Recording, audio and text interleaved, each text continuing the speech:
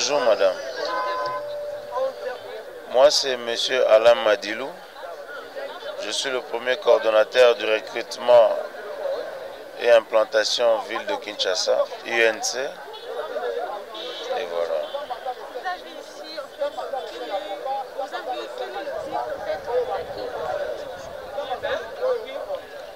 Bon, vous savez, comme le Seigneur a permis à ce que l'honorable Vital Kamerhe passe ces moments avec la morale au zénith, et comme lui c'est le maître de temps et des circonstances, nous avons souhaité organiser une prière parce que son procès a atteint des niveaux spirituels.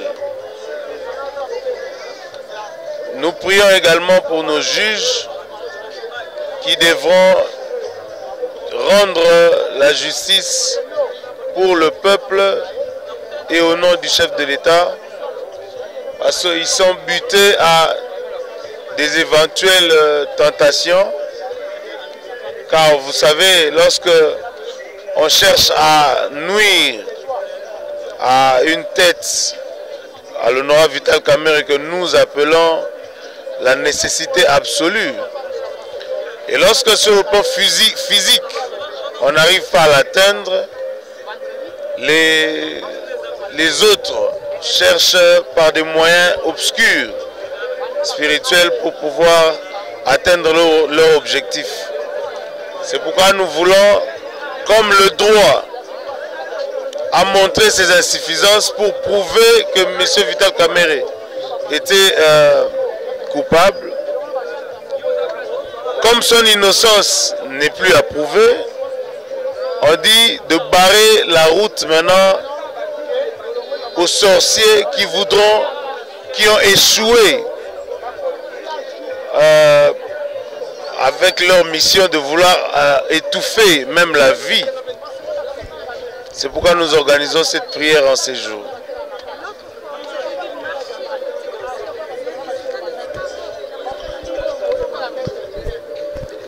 Vous savez, le ministère public s'est appuyé à la clameur publique, madame.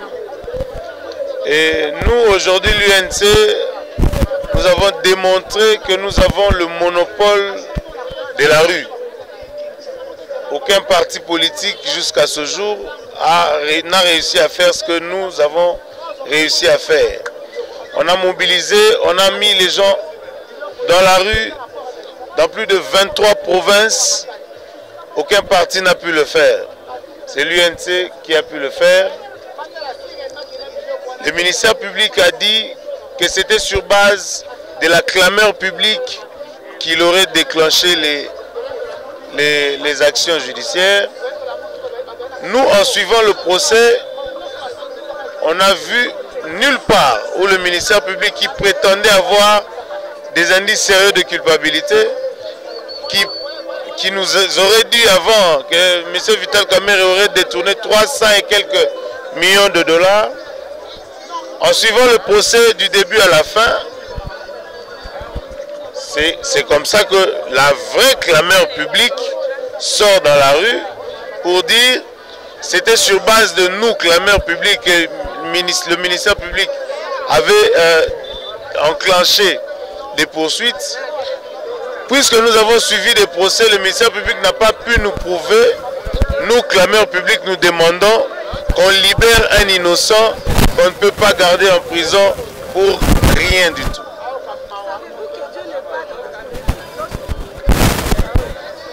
Dieu est partout, madame. Dieu est partout. Je vous dis que nos prières produisent des effets tous les jours. Et comme nous, comme notre leader, celui qui laisse la place aux autres voit sa place être redorée par l'Éternel. VK est libre, il est seulement en prison par des mauvaises foi de ceux qui sont derrière la justice.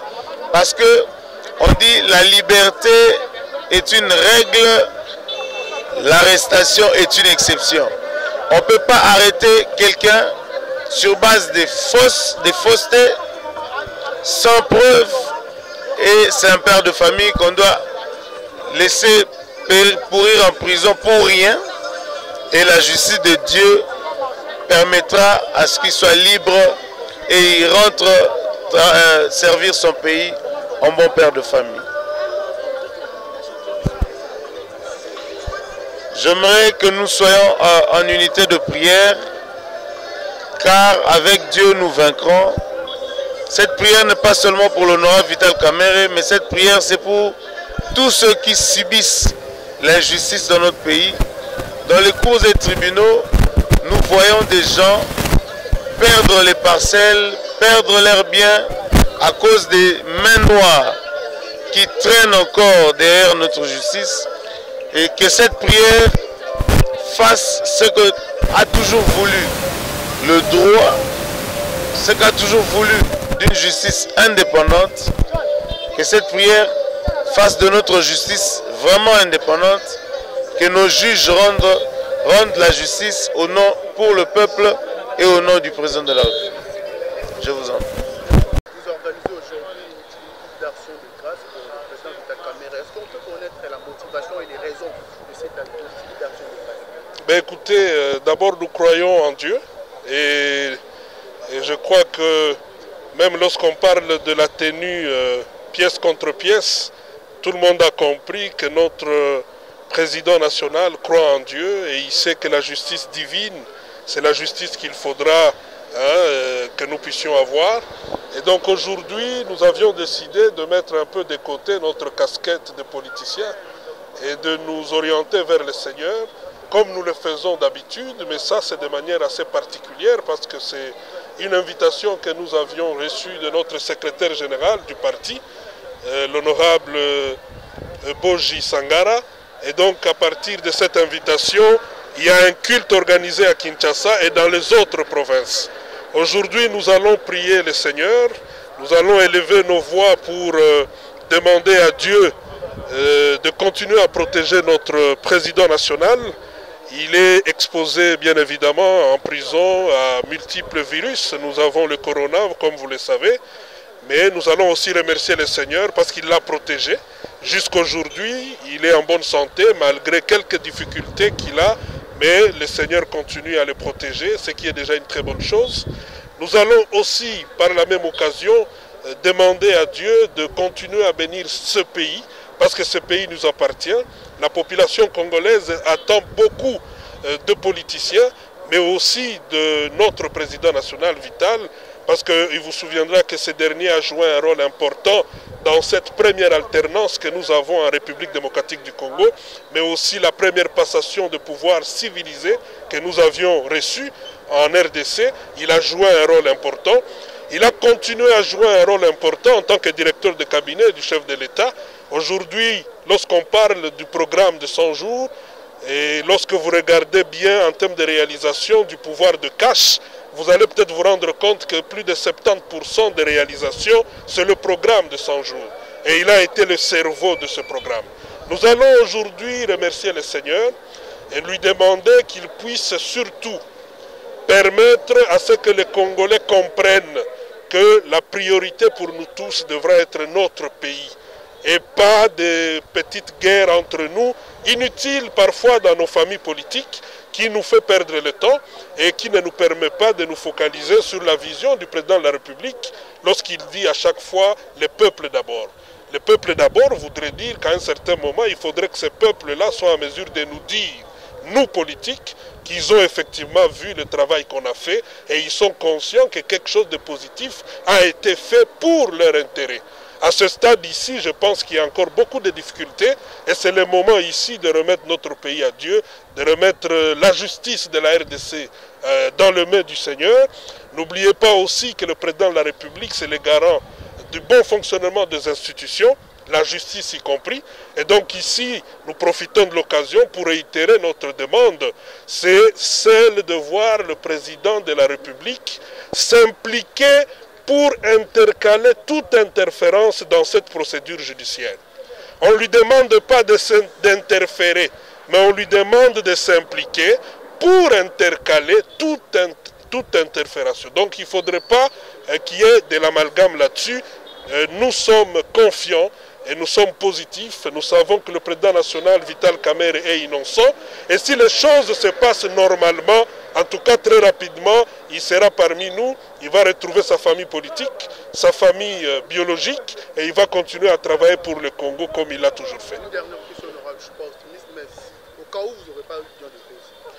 Bon, c'est une possibilité qu'on n'envisage pas parce que le président national Vital Kamerhe est innocent. Il suffit seulement que les choses se fassent proprement. Vous allez vous rendre compte, comme d'ailleurs la plupart des Congolais l'ont vu. Je crois qu'aujourd'hui, on ne peut même plus continuer à faire débat là-dessus. Les Congolais ont compris que pendant le procès, on n'a pas pu prouver l'implication de Vital Kamerhe dans un quelconque détournement. Et là, nous sommes en appel. Je pense qu'il y a beaucoup de choses encore qui vont se passer. Et nous restons confiants. Voilà. C'est moi qui vous remercie. Oui, je suis Franky Kambaya. D'abord homme de Dieu. Auparavant, intendant du président Vital Kamerhe à l'Assemblée nationale par la voix de Dieu. Et en plus, protocole au cabinet du chef de l'État. Oui, à la manière de l'INC. Bon, en réalité, je ne fais pas la politique, mais je travaille pour un roi. Oui. À l'INC, j'ai amené beaucoup de gens et j'amène. Mais je n'aime pas avoir de postes là. En fait, on parle du oui. Oui. On savoir la motivation. Apparemment, ce n'est pas celle la marche qui suffit. Voilà, exactement. La motivation, quelle a été votre motivation par rapport à ça? Oui, la motivation par rapport à cette prière organisée, c'est parce que nous avons vu ce qui s'était passé à l'époque. Nous avons toujours dit qu'Israël est comme l'horloge du monde entier. On ne peut jamais faire quelque chose sans se souvenir de ce qui s'était passé à l'époque de la Bible. Oui, nous avons vu quelqu'un qui a été arrêté, mais nous croyons qu'il est innocent. Même si on a essayé de monter beaucoup de choses pour prouver qu'il est coupable. Je l'avais déclaré dès le premier jour quand il a été arrêté. Je crois que vous avez vu mes images en train de passer. J'avais dit qu'on lui avait donné beaucoup de responsabilités. On lui avait donné beaucoup de responsabilités dans les 100 jours. On lui a donné beaucoup de pouvoir pour essayer de gérer les 100 jours. Mais lui, il n'était qu'un simple directeur de cabinet. Et il a fait tout. Il a prouvé avec tous les documents. Et il a montré qu'il n'a jamais été volé. Même pour qu'on puisse condamner quelqu'un, il y a des... Non, pas seulement des preuves. Avant qu'on puisse dire qu'il y a détournement, on doit constater qu'il y a d'abord arrêt de travail. Il faut qu'il y ait arrêt de travail, ou bien lorsqu'on remet la clé, on dit que non, on a tourné, on a fini, c'est alors qu'on va faire constat. On va faire un constat pour dire que non, on s'était entendu pour ça, mais comment tout cela n'a pas été fait. Mais tant que le travail continue à se faire, et on ne peut pas prouver ou démontrer qu'il y a détournement, parce qu'on n'a pas encore fini avec les travaux. Vous voyez? Maintenant, le résultat à attendre, c'est là que Dieu va intervenir. Parce que le diable imite. Nous marchons, le diable aussi marche. Je ne sais pas si vous comprenez. Quand les gens marchent pour une cause qui est juste, le diable peut aussi marcher pour une fausse cause. Le diable imite toujours ce qui est vrai. Je ne sais pas si je me fais comprendre. Alors pour essayer de contourner le diable, nous on a essayé d'appliquer maintenant, de marcher sur les principes de la loi, du vrai juge de Dieu. Du vrai juge, donc c'est le Dieu tout-puissant. On a essayé maintenant de rassembler maintenant les gens pour qu'on puisse invoquer le Dieu très haut comme on avait invoqué à l'époque des dieux de Baal. Comme ça, ils vont prier pour que Kamerhe soit arrêté. Nous aussi, nous allons prier pour que Kamerhe soit relâché.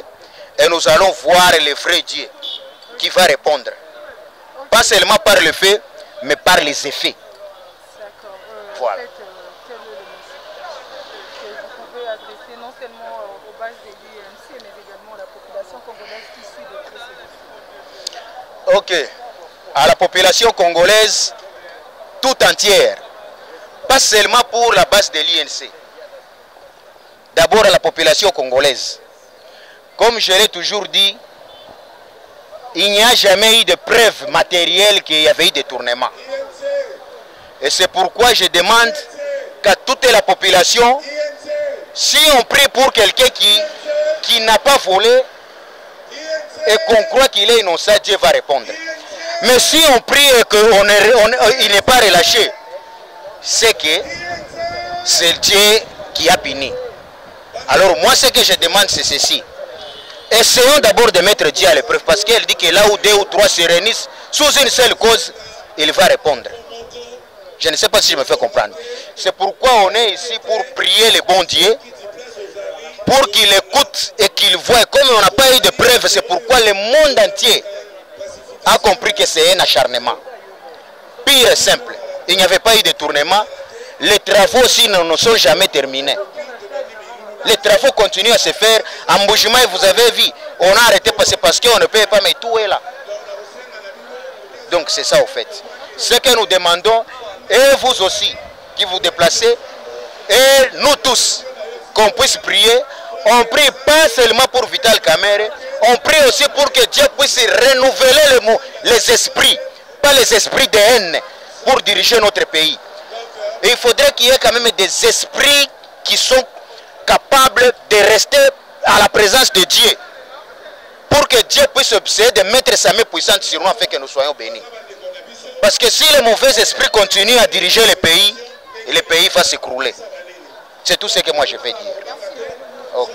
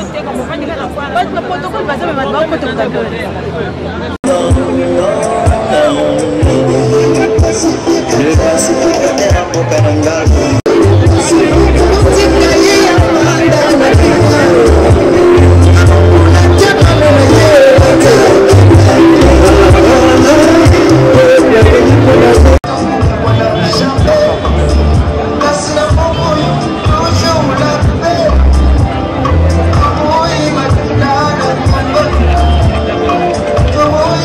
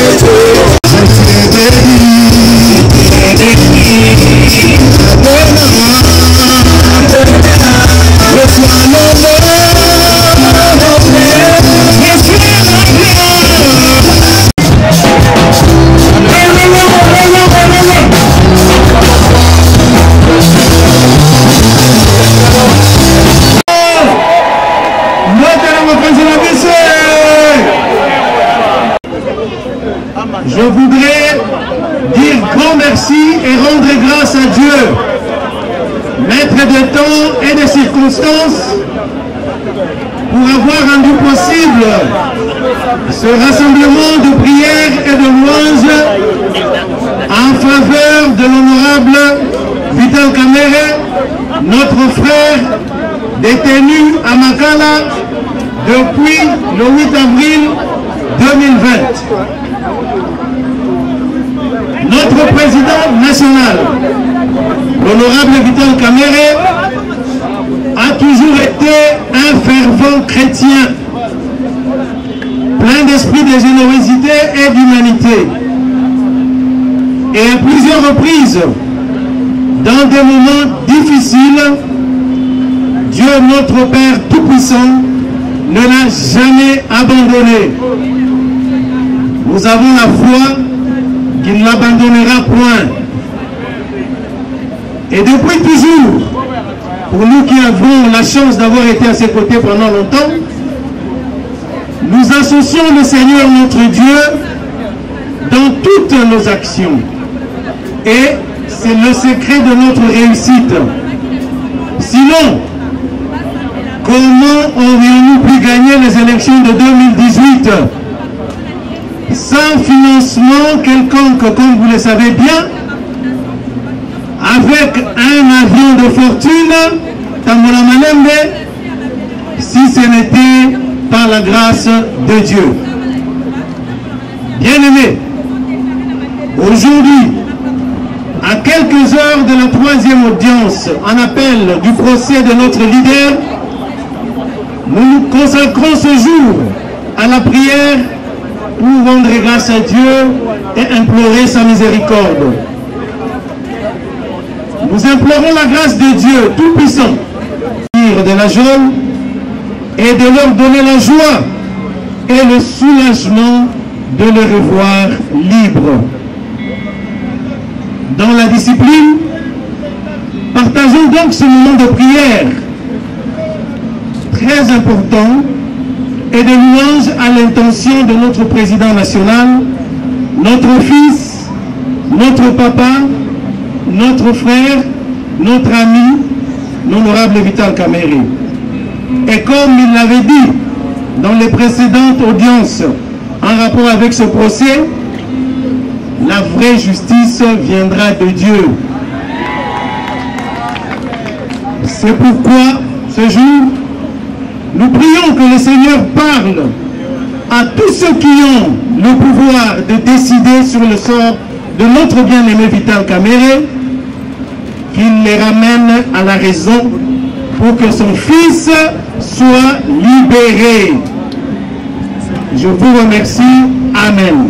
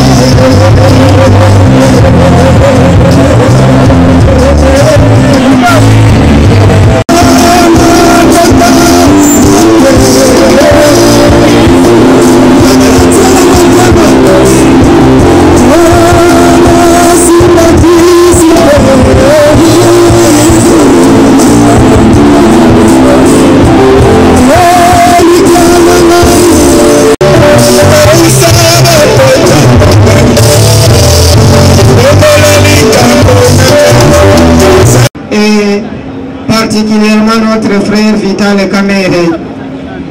Et je ne vais pas aller très loin, je vais lire juste ce que j'ai prévu ici.